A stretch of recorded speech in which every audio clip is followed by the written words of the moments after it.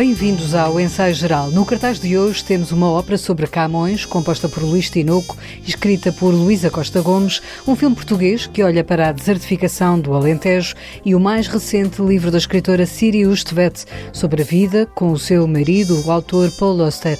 Mas há mais para descobrir nos próximos minutos.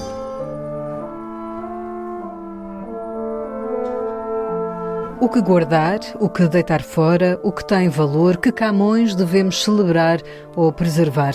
É com estas premissas que surge a ópera de câmara Relicário Perpétuo, que sobe ao palco a 10 de junho no Teatro Camões, em Lisboa. Composta pelo Prémio Pessoa, Luís Tinoco, esta obra original, com que é assinalado o final das comemorações do 5º centenário do nascimento do poeta de Os Lusíadas, conta com o libreto da escritora Luísa Costa Gomes. Em relação ao legado de Camões, propriamente dito, a Luísa Costa Gomes fez um libreto no qual utiliza excertos de textos de Camões, de várias das suas inúmeras fontes, seja a lírica, seja o teatro, correspondência, etc., mas também utiliza línguas daquela época, e algumas ainda não estão mortas, o papiamento, os crioulos, inclusive uma língua inventada pela própria Luísa. Portanto, vai ser muito engraçado para quem esteja a ouvir. A ópera vai estar legendada, como é óbvio, mas para quem esteja a ouvir vai oscilar entre um registro camoniano mais puro e depois um tipo de tratamento da palavra que explora essas derivações e virações também da nossa língua. O que em termos musicais levanta desafios também muito interessantes. O compositor Luís Tinoco explica ao Ensaio Geral que teve, assim,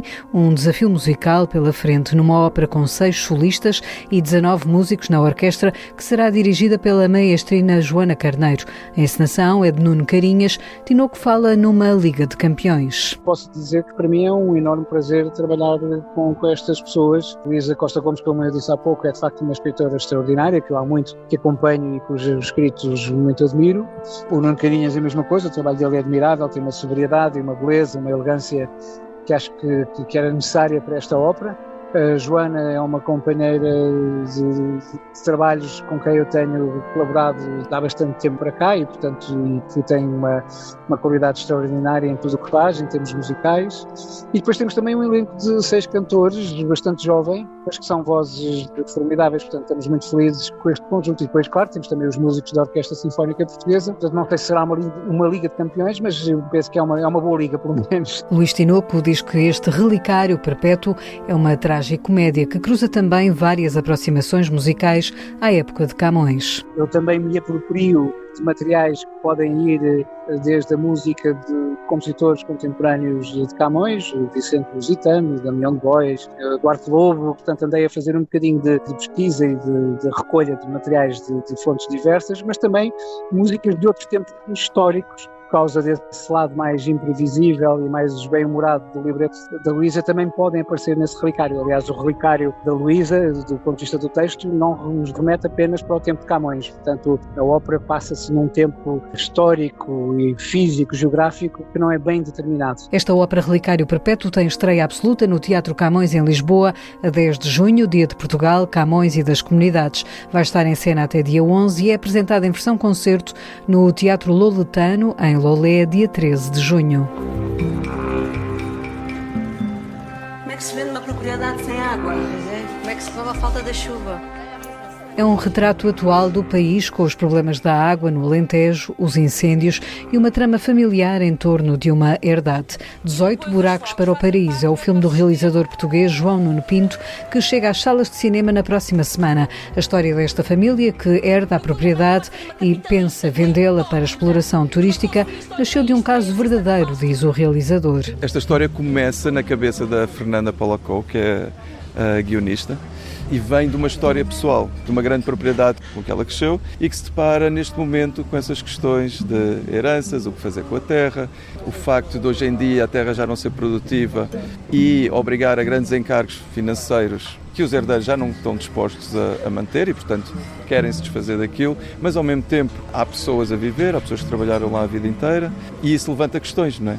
Questões que se colocam aos 3 irmãos proprietários. Uma delas, Francisca, é a personagem representada por Margarida Marinho. Ela já não consegue olhar-se sem ser naquele lugar do mundo.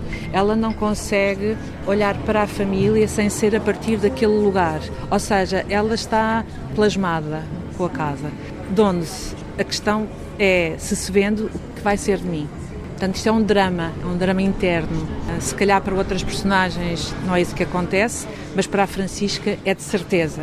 E é, de facto, o fim da linha. No extremo oposto está o irmão Lourenço, personagem desempenhada por Jorge Andrade, que quer vender a herdade. Dá sempre prazer fazer umas personagens que vão contra mais o que será a norma, digamos assim, porque é uma oportunidade que nós temos de nos metermos ali numa bolha e fazer de conta, e quanto mais distantes essas personagens forem daquilo que nós somos ou daquilo que é mais comum, mais prazer para um ator aquilo pode representar.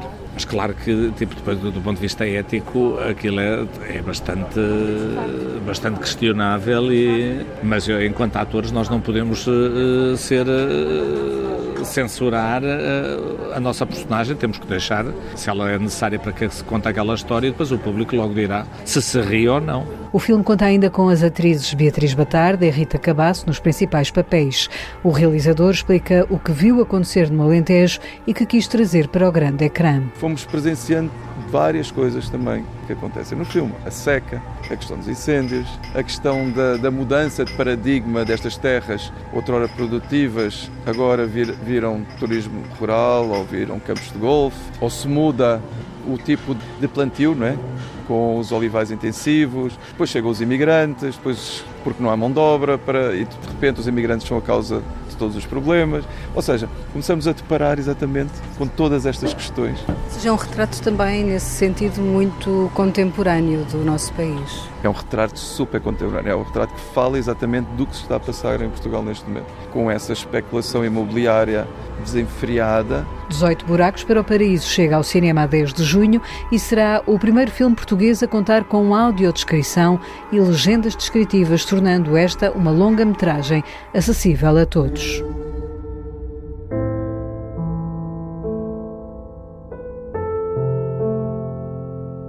O escritor norte-americano Paul Auster morreu em abril de 2024, vítima de cancro. O processo de luto e a sua memória são agora perpetuados no livro Fantasmas, escrito pela sua mulher, a autora Sirius Tvet. I started to write the book very soon after my husband Paul Auster died. Comecei a escrever o livro pouco tempo depois da morte do meu marido Paul Auster. Tenho um romance a meio, que sei que o Paul acreditava que eu voltaria a retomar. Mas depois da sua morte senti uma necessidade imperiosa de escrever. No entanto, sabia que a única coisa sobre a qual poderia escrever era a sua doença, a sua morte, o meu luto e algo sobre os 43 anos que passámos juntos.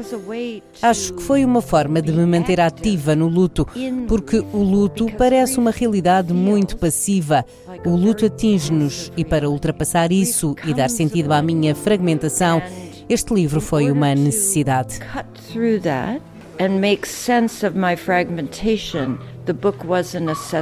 Ao longo de 300 páginas, ao leitor, são desvendados os últimos escritos que Paul Auster deixou para o seu neto. São também contados detalhes sobre a vida familiar do escritor. Mas explica a escritora Sirius Tvet, mais do que chorar a morte de Paul, chora o fim do casal que foram. It's not simply missing Paul, and it's not... Não é apenas simplesmente sentir a falta do Paul, nem é algo que esteja fora de nós. Na verdade, trata-se de nós, dos dois, e do que essas duas pessoas construíram entre si ao longo de um longo período de tempo. E isso mudou. Eu tinha 26 anos quando conheci o Paul. O Paul tinha 34. Obviamente, quando ele morreu aos 77, eu tinha 69. Já não éramos as mesmas pessoas e, a certa altura do livro, digo que não sinto falta do jovem Paul, por mais elegante que fosse, e ele era. Sinto falta do homem mais velho, e isso deve-se àquela realidade dinâmica e imutável entre nós, através da qual nos adaptamos às mudanças no outro, mas também às mudanças que ocorreram entre nós. But also in those changes that happen between us. Sirius Tvet ainda sente o cheiro das cigarrilhas que Paul Auster fumava. Nas memórias ficam também muitos outros episódios da vida que relata no livro Fantasmas, mas a escritora pensa agora regressar à sua arte do romance e a um livro que ficou a meio. Vou recomeçar do início, acho eu, embora tenha a certeza de que a história é essencialmente a mesma e quero escrever esse livro. Mas sei também que sou uma pessoa diferente. E só para que saibam, não é só o Paul, também há escolas a estudarem a minha obra, por isso, apesar apesar de ele estar morto. Acontece muito eu ser nomeada como a esposa de, mas sou, acima de tudo, eu própria uma escritora.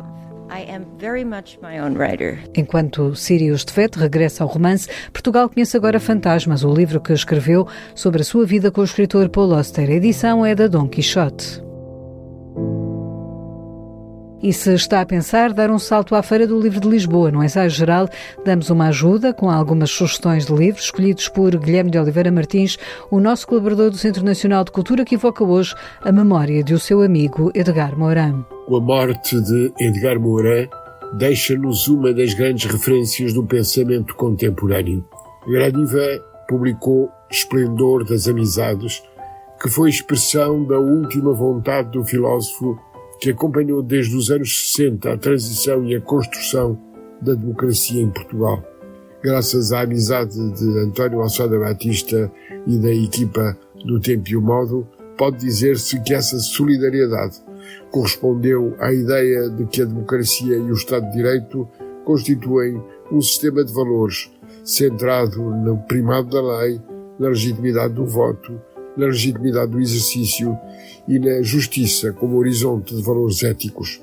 Já em Lições da História, Edgar Morin ensinou-nos que o improvável pode acontecer, que os mitos exercem uma enorme influência no real, que os conflitos e as instituições levam a síntese e a metamorfoses que destinam as civilizações e permitem encarar a humanidade como uma comunidade de destino.